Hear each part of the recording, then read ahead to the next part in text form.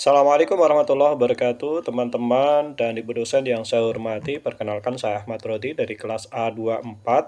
Hari ini saya akan membuat tugas individu, yaitu berupa rangkuman dari pertemuan 2 hingga pertemuan 6, sebagaimana tugas yang diberikan.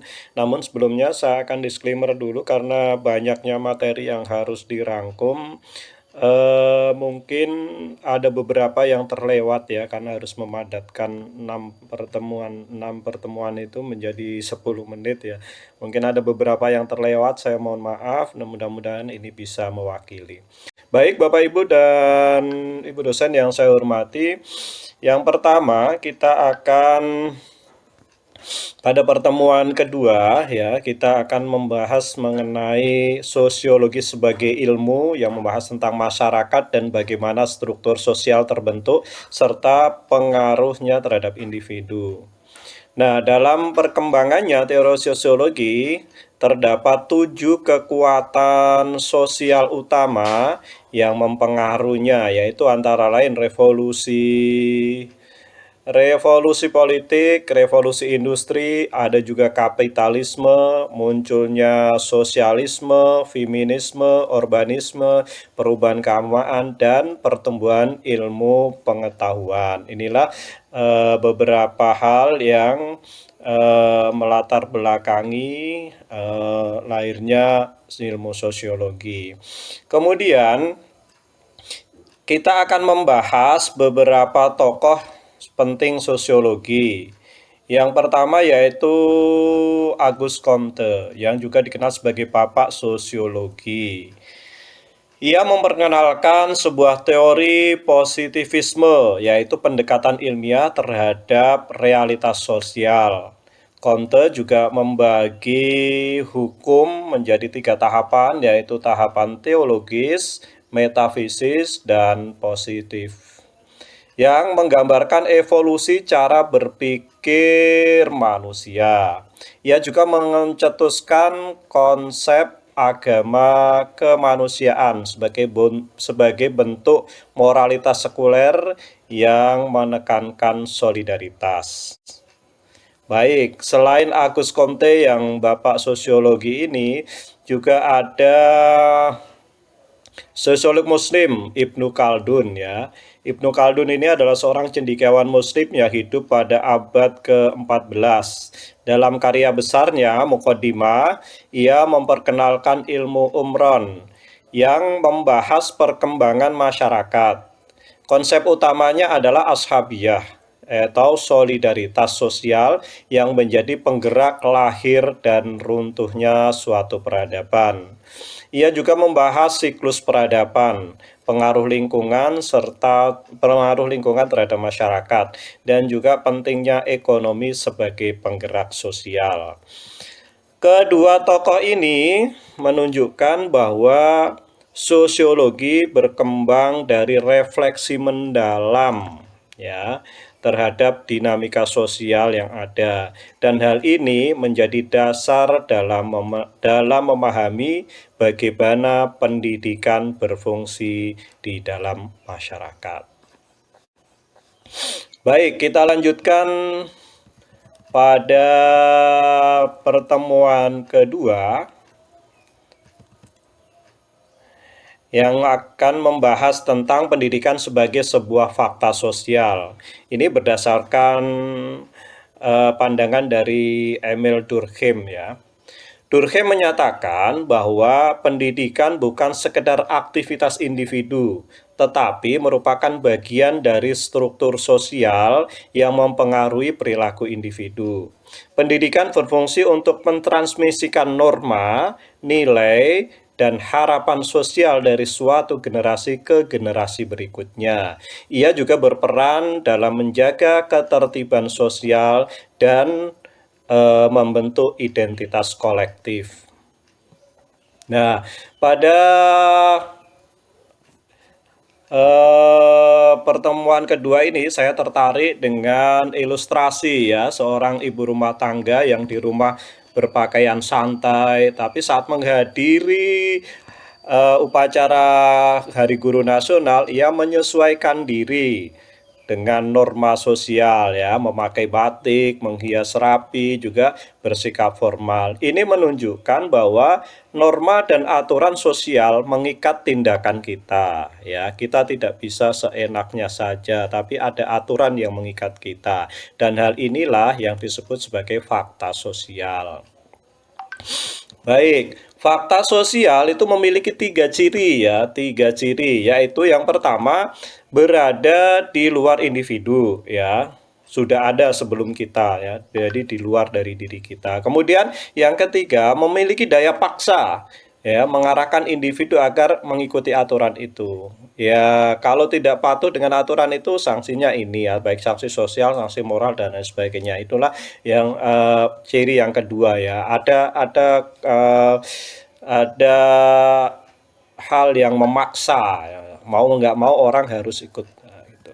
Yang ketiga cirinya adalah tersebar luas di masyarakat seperti di sistem pendidikan yang secara kolektif diterima oleh masyarakat.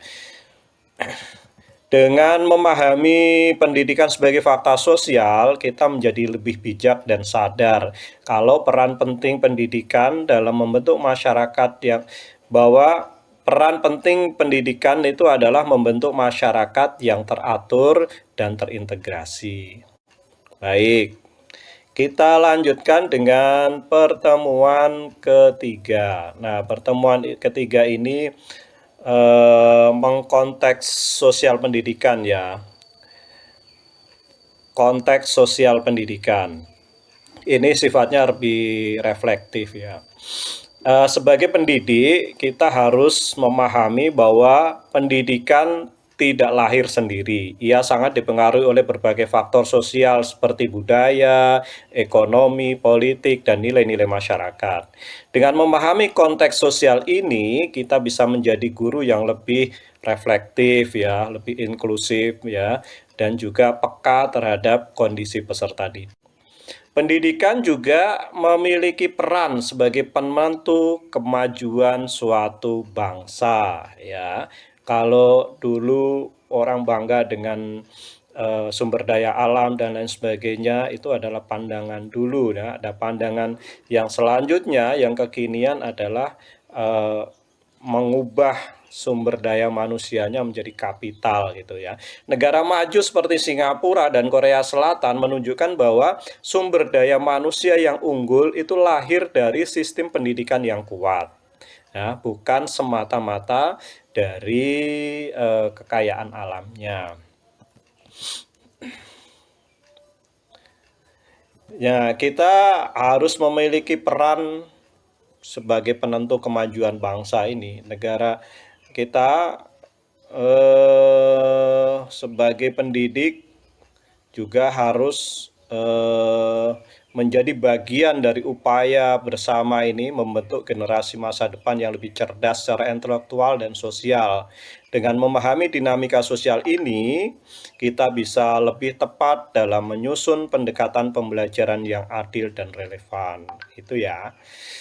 Baik, kita lanjutkan ke pertemuan yang kelima. Pertemuan 5 ini sebenarnya menarik dan panjang ya, karena kita akan berbicara tentang sejarah. Namun kita bahas kilas saja ya di sini.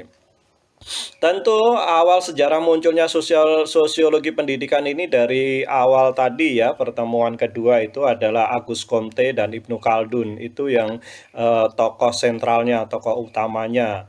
Nah, mereka inilah yang kemudian menjadikan sosiologi itu sebagai sebuah ilmu gitu ya, sebagai sebuah ilmu, lalu berkembang menjadi sosiologi terapan, termasuk sosiologi pendidikan. Nah, tokoh-tokoh penting dalam sosiologi pendidikan itu, ini saya bahas singkat saja ya. Pertama adalah Lester Frankfurt ya, yang percaya bahwa pendidikan harus dijadikan alat untuk membangun keadilan sosial. Ia menentang sistem yang hanya menguntungkan yang kaya dan yang kuat. Ini hal yang saya garis bawahi dari Frankfurt ini ya. Kemudian mengenai sejarahnya dan lain sebagainya bisa dibaca lebih lanjut ya. Kemudian kedua, Emil Durkheim. Ini melihat pendidikan sebagai sarana untuk membangun moral dan solidaritas sosial. Inti pendapatnya begitu ya. Kemudian yang selanjutnya ada Max Weber ya. Max Weber ini menganggap pendidikan sebagai bagian dari sistem birokrasi dan otoritas ya. Ini dari Max Weber ya, perlunya legalitas, otoritas itu ya. Kemudian yang keempat, yang tokoh yang berperan adalah Robert Collie Angel ya. Robert Collie Angel ini yang menekankan bahwa pendidikan bukan hanya formal di sekolah, tapi juga terjadi di dalam interaksi sosial, keluarga, dan juga tempat kerja. Dengan mengetahui akar pemikiran dari para tokoh ini, kita semakin memahami bahwa sosiologi pendidikan itu lahir dari kepedulian terhadap ketimpangan sosial. Dan dari situlah kita belajar untuk menciptakan sistem pendidikan yang lebih adil. Baik, kita lanjutkan. Itu sudah 11 menit video saya. Pertemuan terakhir adalah tentang ruang lingkup sosiologi pendidikan ya. Ini lebih mengkerucut lagi sosiologi pendidikan. Sosiologi pendidikan itu mencakup kajian terhadap berbagai aspek yang mempengaruhi dan dipengaruhi oleh pendidikan. Ada 4 ruang lingkup. Yang pertama adalah hubungan antara pendidikan dan sistem sosial lainnya seperti ekonomi, keluarga, dan agama. Yang kedua, ruang lingkupnya adalah hubungan antara sekolah dan komunitas di sekitarnya ya, antar sekolah dengan komunitas-komunitas di sekitarnya. Yang ketiga, ruang lingkupnya adalah interaksi sosial dalam lingkungan sekolah, baik peran guru dan siswa maupun antar siswa ya, yang terjadi interaksi di sekolah itu. Kemudian yang keempat adalah pengaruh pendidikan terhadap perilaku individu dan struktur sosial secara luas. Nah, di sini saya menyadari bahwa pendidikan adalah bagian dari sistem sosial yang kompleks ya. Dalam setiap proses pembelajaran ada nilai-nilai sosial, budaya, bahkan politik yang ikut terlibat. Sebagai pendidik, kita tidak hanya mentransfer ilmu saja, tetapi juga berperan membentuk kepribadian dan karakter peserta didik sesuai dengan nilai-nilai sosial yang berlaku di masyarakat. Maka penting bagi kita untuk terus belajar memahami konteks sosial ya, agar pendidikan ini benar-benar menjadi kekuatan yang mencerdaskan dan memajukan. Baik, saya kira ini rangkuman dari beberapa pertemuan. Mohon maaf atas segala kekurangannya, mudah-mudahan mewakili. Terima kasih. Assalamualaikum warahmatullahi wabarakatuh.